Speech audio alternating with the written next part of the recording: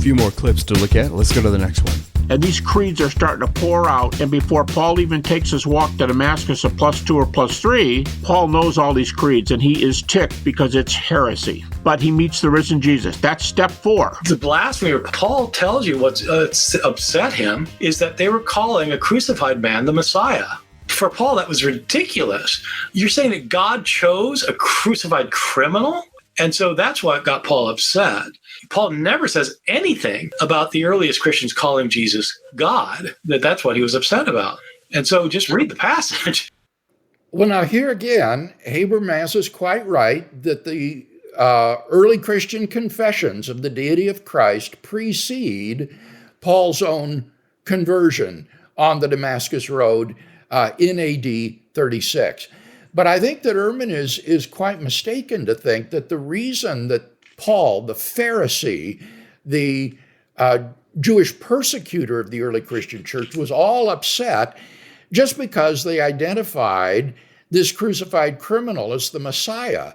That's not a heresy. That may be a stupid mistake. But to identify Jesus as a Messiah isn't something that is going to inspire religious persecution. Rather, it was, as Habermas says, because they put Jesus in the place of God the Father himself. They regarded Jesus as equal in divinity to God the Father. And that is truly blasphemous in Jewish ears, and therefore would promote a campaign of persecution. But Bart's explanation that they were upset because they called a crucified criminal the Messiah, that would never prompt a systematic program of persecution such as was exhibited against the early church. All right, next clip. And the 5th one, Bart Ehrman says this may be the biggest argument in the early church for proving who Jesus is. Paul goes to Jerusalem. Do you remember Galatians chapter 1, which critics accept? Galatians is a book you can preach. Paul goes to Jerusalem, and he meets with Peter and James for 15 days. And Bart Ehrman asks the question, where do we get closer to the eyewitnesses than right here in that meeting? You know, historians, of course, want to get access to the best evidence they can. Eyewitness testimony is not infallible at all. The eyewitness testimony is problematic. But if you have a number of eyewitnesses talking about something and they basically agree without collaborating, well, that's pretty good evidence. And so that's the kind of thing you want. When it comes to the historical Jesus, how do we know that there was a historical Jesus? Well, we don't have any author who knew Jesus who's written for us, but Paul knew Jesus' brother.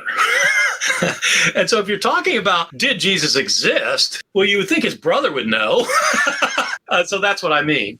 And Cephas, or Peter, was Jesus' closest disciple. And Paul personally knew both of these. And so this is my attack on people who are mythicists, who claim that Jesus never even existed. And this is one reason for thinking so, is because Paul knew people who knew Jesus. I mean, so it's as close as we get to an eyewitness saying it.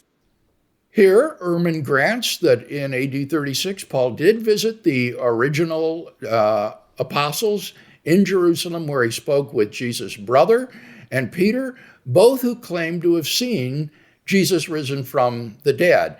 And so in the same way that Ehrman rejects the mythicist claim that Jesus never existed, I think we should also think that we are in touch here with two people who were eyewitnesses to resurrection appearances of Christ. Okay. They continue that thought in this next clip. Paul could not have gone there. Even the critics say this. Paul could not have gone there for 15 days and not discussed the gospel with the other two eyewitnesses. I mean, people infer that, they must have talked about what happened on Easter morning. I don't know what they talked about. What Paul says they talked about is whether it was legitimate to spread the gospel to the Gentiles without making them become Jews. He says nothing about them talking about what happened on the day of the resurrection. So you can infer that, but it's nothing I would ever say. It's not what Paul himself talks about. Paul became a Christian on the road to Damascus in about AD 33. He spent 3 years in Damascus as a Christian, involved in Christian proclamation. And then he goes back to Jerusalem, and for the first time, he actually meets the chief disciple of Jesus, Peter, and Jesus' own younger brother, James. And I think that it is fanciful to think that they did not talk about whether or not Peter and James had seen Jesus risen from the dead, just as Paul claimed to have seen him on the road to Damascus. So although Bart says he doesn't know what they talked about, I think it's a pretty good bet that they didn't just talk about the relation between Jews and Gentiles, which comes up 14 years later on Paul's visit to Jerusalem. But here, I think they would want to talk about these fundamental beliefs that they had both come to share. Yeah, you would think. Let's go to the next clip. And that's step 5. If you put them all together, here's what you get again. Earliest preaching that was just hearsay for the time being, but it's got started right at the beginning. Number 2, James comes to the Lord by a resurrection appearance.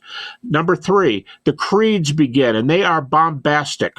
Jesus existed before he was born. He received, every knee will bow, every tongue will confess. He was worshipped. He sat on the right hand of God. He shared the nature of God. Philippians 2:6, Hebrews 1:3. He shared the nature of God. These things were bombastic. Paul hated them, and that's why he was imprisoning them. Number 3, in response to the creeds, Paul takes off to Damascus and he meets the risen Jesus. That's 4. And 5, 3 years later, he confirms this message with Peter and James, the eyewitnesses. I agree with points number 1 and 2. There was early preaching, and I think James probably did convert before 36. He certainly did. So that part's right. The other 3 don't hold water historically. Formalized creeds, there's no evidence of formalized creeds before 36. What would be the evidence? The creeds we have are in Greek. There's something to suggest that Romans 1, 3, and 4 was maybe an original Aramaic composition, but it doesn't have a high Christology. It's the whole point. It has an adoptionist Christology. The earliest creedal material in Acts all has adoptionist Christologies, which means that Christ wasn't God. He was made into a divine being. And you get that in Romans 1, 3, and 4, which is probably the oldest of these creeds. And so, there is zero evidence for creeds before 36. One of the others was early preaching that was blasphemous to Paul. That is right, there was, but it's nothing to do with Jesus being God. I forget what the 5th thing was. That Paul met with Peter and James to confirm the resurrection. No, it doesn't say anything about that. So he's just it's just making stuff up. I'm not going to grant those things. If I were to grant those things, I would say, why does that show resurrection really happen? What it shows is that people really believed the resurrection happened. How do you get from people believing it to it actually happening? Even if people were calling Jesus God in the sense that Gary means in, say, the year 35, why would that mean that the resurrection literally had to happen? It means they believed it happened. And I do think they believed it happened. That has no bearing on whether it happened or not. I know people who believe that the earth is hollow, but it doesn't mean that the earth is hollow. I know people who believe that Muhammad ascended to heaven. Like, suppose they believed it within 3 years of his death. Does that mean it really happened? Is that how we do history? I think the resurrection is a belief, and I have no qualms with people believing in the resurrection because it's a religious belief. But don't tell me it's history. You do not establish miracles on historical grounds. And so if you pretend you do, you don't understand what history is. And the reason you won't get a job in the history department in a university is not because they're biased against believers. There are plenty of believers who teach in history departments in the universities, but they don't claim that miracles can be established historically. Now, I've already responded to the claim that these early Christian creeds did not exhibit a high Christology and did not develop explosively and remarkably early. But let's look specifically at this text in Philippians 2 that Gary appeals to.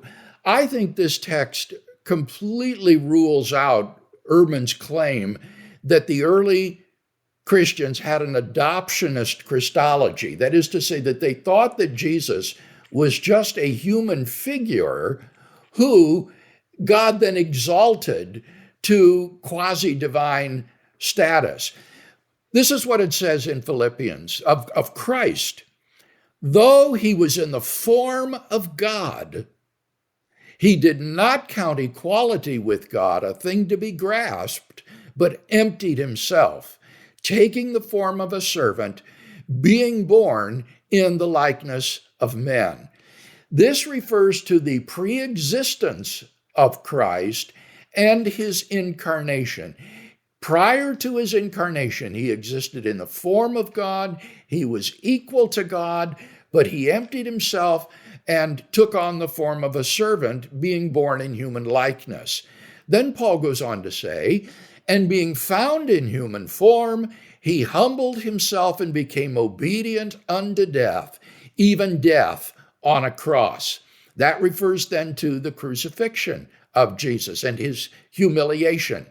He goes on to say, therefore, God has highly exalted him and bestowed on him the name which is above every name, that at the name of Jesus, every knee should bow in heaven and on earth and under the earth, and every tongue confess that Jesus Christ is Lord, Kyrios, to the glory of God the Father.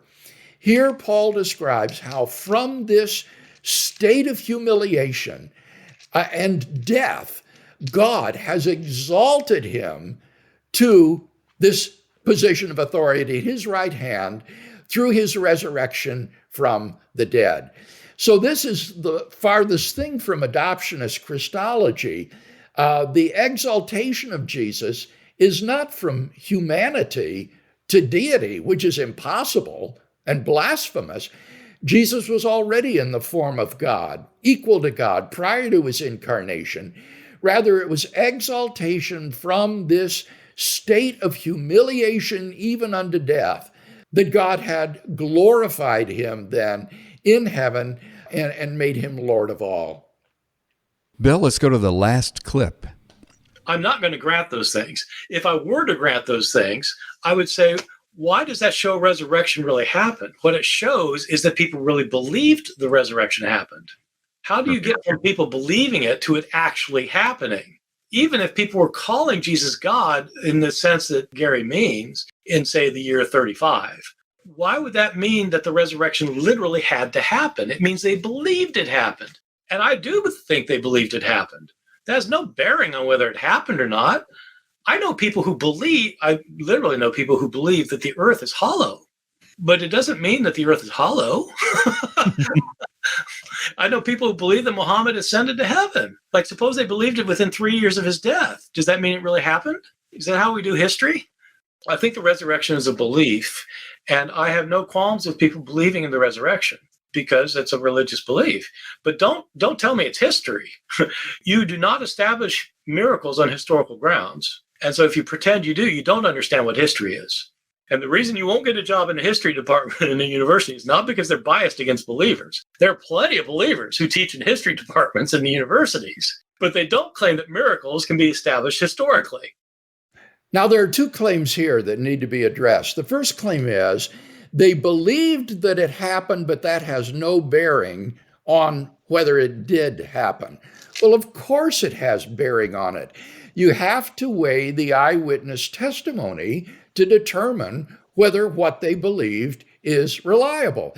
A great example of this is that Ehrman himself believes on the basis of the testimony that Jesus existed. He says, how could his brother be wrong that there was a historical Jesus? So this illustrates that what a person believes does have a bearing on what really happened. And the whole question then would be, is this testimony reliable? And what we need to ask ourselves is, how in the world did these monotheistic Jews come to believe such a thing? And here, Habermas has addressed this question at length in his published work, where he shows that all other naturalistic attempts to explain how these men and women came to share this remarkable belief fail the standards of historical credibility. Now, Ehrman insists that you can't establish miracles historically. And here, I would refer our listeners to my debate with Bart Ehrman on the resurrection of Jesus that took place many years ago at Holy Cross. And there it was very evident that what Ehrman is talking about is a warmed over rehash of David Hume's arguments against the identification of a miracle. What Ehrman says is a miracle by definition is the most improbable thing that could happen. And to establish it historically, you would have to show that the most improbable thing is the most probable thing, which is contradictory. Well, as I explained in our debate as best I could to Bart, this argument is completely fallacious because he doesn't understand that there are two different probabilities that we're talking about here. The first is called the prior probability of the event. Prior to considering any evidence for the event, what is the probability of one's hypothesis? And that could be quite low. The second probability then is the posterior probability of that hypothesis given the specific evidence. And that probability might be extremely high. Given the evidence, that hypothesis might indeed be the most probable thing that happened, even though prior to looking at the evidence, that hypothesis seemed pretty improbable. So Ehrman's argument here is absolutely hopeless. It's just very clear he doesn't understand the probability calculus or the historical argument for Jesus' resurrection. And so if our listeners are interested in exploring that issue further, take a look at my debate with Bart Ehrman on the resurrection of Jesus. And Bill, don't be surprised if a cartoon version of yourself shows up somewhere on YouTube shortly. Probably.